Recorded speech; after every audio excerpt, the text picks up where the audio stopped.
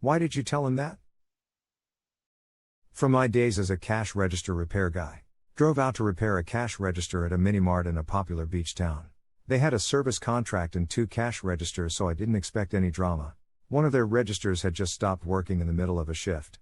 The drive out there takes about an hour but is gorgeous, so I'm in a good mood when I get on site. I do the normal troubleshooting and find that the lights are on but nobody's home. Machine has power but isn't accepting any user input. So while I am troubleshooting, the 2 cashiers are trading off on the one working register and the owners, a husband and wife couple, are deflecting Karens. I pop the cover off and immediately see the problem. In fact, I may have even uttered the immortal "well, here's your problem." I turn to the owner and say, "Looks like someone spilled into the keyboard. Looks like coffee with cream and sugar." Immediately I hear, "Why did you tell him that?"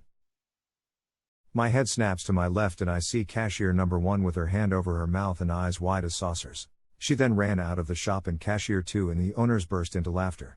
Okay. Turns out that cashier 2 drinks his coffee black like all truly good people. The owners drink tea, but I'm open to alternative lifestyles. Only cashier 1 drinks coffee with cream and sugar. Apparently she had done the deed, but rather than fess up, she was hoping the problem would either go away on its own or not be traceable to her. My detective skills had convicted her of the crime. Fortunately, the coffee never made it to the electronics and I quickly replaced the keyboard matrix and retuned the machine to service. Felt kinda bad about having to charge them because spills were not covered under their contract. As I was leaving, I saw the owners escorting the most hangdog looking cashier back into the store. She was still there the next time I serviced the site, so I suspect her only punishment was a healthy dose of embarrassment. Edit to thank you for the award. In one cubicle farm, leftover cold tea/coffee would be poured into the cubicle owner's potted plant. Fellow workers would take care of the plants of anyone away for too long. A guy once returned from his holidays to find his sadly wilting plant was now in the best of health. A sticky note on the pot read, "This plant does not like tea. It takes its coffee white with 1 sugar." I believe that. If you don't wash your coffee cup, you'll get mold growing in it fairly quickly because it provides an excellent growth medium. If you don't wash your teacup, you'll get a dirty cup because nothing will grow in it because of the tannin. Coffee is also high in tannins. The mold is because people put things in their coffee.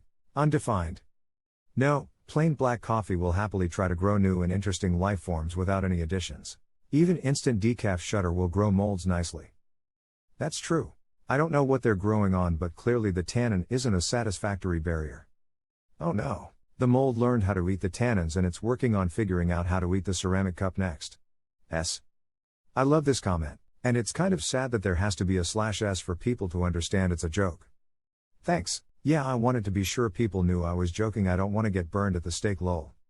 Depending on where you live at the current time of year, burning at the stake could be a decent way to warm up though. When you make a mistake at work, I found the best option is just to fess up. So many people try to lie or keep their mouths shut. It just makes that person look worse when the truth is found out. It's hard to fess up when you've been chewed out for the same thing before, but this time it actually caused some damage and cost the boss money. Which may or may not be what happened, but I suspect she'd been told to keep her coffee away from the register before. Absolutely pertinent. One of my users called to confess she had dumped a large cup of soda into her laptop. My first question was regular or diet? Because sugar is an electrolyte and very bad for electronics. It was diet. We were able to recover all the data on her SSD. I can't wait for the diet soda companies to start using this in their marketing campaigns. Your data deserves diet soda. Don't take any chances. They'll probably prefer to market regular. HFCS is subsidized, so it actually costs more to make diet. I'm glad she didn't get fired over that, but it's pretty funny still. I think the embarrassment was probably harsher punishment, and I'd guess she actually learned her lesson. If you fire people for every mistake, you never have any employees with any experience. Years ago there was a film called The China Syndrome about a nuclear plant failure where the core would burn a hole all the way to China. SNL did a skit about nuclear plant workers called the Pepsi Syndrome about the disasters caused by spilling soda on keyboards. Pretty sure it's Bill Murray who spills the soda.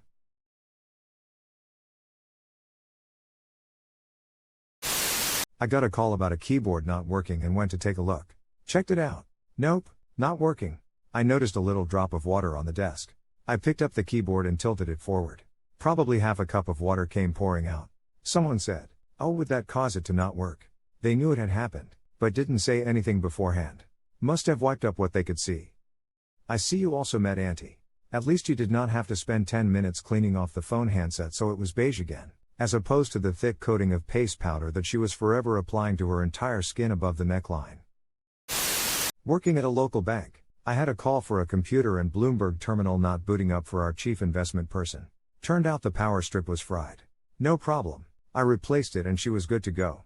Same problem a few days later. Same person. I told her we might have to get an electrician in to look at it. She goes, "No, don't worry. I'll just stop plugging my hairdryer into it. Keep this between us and I'll give you some stock tips if you ever need them." I didn't take her up on that, but I did keep it to myself since I appreciated her fessing up. The luxuries of the durable USB interface.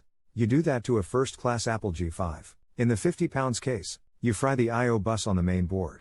And that is not easy to get, or inexpensive. No USB port will withstand having what's plugged into it kicked around. We require 5 ports on the back of a cash register, and all peripherals must be plugged into the back. Some store managers are too lazy to run the cable down through the register, in some cases because it's a real pain to do so if I send them a keyboard or mouse to replace one not working, they'll sometimes plug it in the front, where it gets kicked until something breaks, which doesn't take long. I had one that shorted out the motherboard entirely to the point where the power wouldn't come on. Well, liquid damage is one thing, but physical is another. I'd suggest industrial-rate keyboards that use chiclet-style keys. Mostly, we rely on the 3 keyboards that come with the new computers from the manufacturer, because they don't get broken often enough that we don't always have spares. That, and training managers to do things right. Sometimes, through painful methods. The magic words are avoidable expenses come out of your bonus dollar for dollar. And my time, even though I'm an employee, gets billed at $2.25/hour. Same as the outside techs we use. It's very rare they make the same mistake twice. Or once. If I tell them up front, do this or it will be an avoidable expense. Fortunately, I work for some pretty smart people. They'll forgive a lot if sales are up, but they don't have a firm grasp of the principle of penny wise and pound foolish. And they really don't want to have to hire me an assistant. Turns out that cashier 2 drinks his coffee black like all truly good people. This is the way. This is the way. Off beep. I got coffee all over the register. Beep beep beep. I can't afford a new one or repairs right now. Wait, that's weird. I was just typing in a barcode and all of a sudden it no work no more. PFFT. I can't work with a broken machine like this. What a lousy company. Paid $1,000 for it. And 2 weeks later this happens. They better get out here real quick, darn it. The word I'm looking for is overreaction. Was that an expensive fix? We covered the part, but the labor was the hourly minimum of $250. Easily one of the best I read on this sub. I worked for a company who decided to close the plant I was at. They did give us a warning that they were going to can all of us when it closed. About 3 weeks before my last day, I might have knocked over my very large coffee with an excessive amount of cream into my laptop on accident. I was pouring coffee out of it into my garbage can.